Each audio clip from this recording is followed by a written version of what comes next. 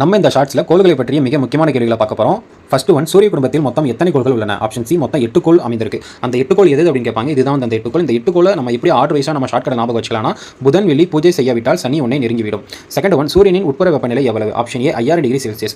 உட்புற கோள்கள் வந்து எவை அப்படின்னு கேட்பாங்க. உட்புற கோள்கள் வந்து ஃபர்ஸ்ட் நாள் தான் வந்து உட்புற கோள் அப்படின்னு சொல்லுவாங்க. புதன் வெள்ளி பூமி செவ்வாய். இதை வந்து புவிநிகர் கோள் என்று அப்படின்னும் அழைக்கப்படும். தேர்ட் ஒன், சூரியனின் மேற்புற வெப்பநிலை எவ்வளவு? Option B 6000 degree Celsius. அதே மாதிரி வந்து வெளிப்புற கோள்கள் வந்து எது அப்படின்னு கேட்பாங்க. லாஸ்ட் நாள் வந்து வெளிப்புற கோள் அப்படின்னு சொல்லுவாங்க. இதை வந்து வளிமன் கோள்கள் என்று அழைக்கப்படும்.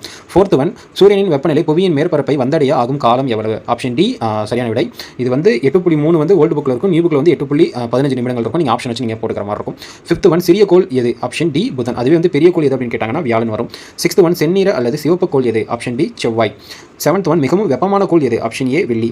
வெள்ளிக்கு வந்து இன்னொரு அடைமொழி இருக்குது. என்ன அப்படின்னா விடிவெள்ளி மற்றும் அந்திவெள்ளி என்று அழைக்கப்படுவது எது அப்படின்னு கேட்டாலும் வெள்ளி தான் வரும். எய்த் ஒன், இரட்டை கோள்கள் என்று அழைக்கப்படுவது எது? ஆப்ஷன் பி புவி மற்றும் வெள்ளி.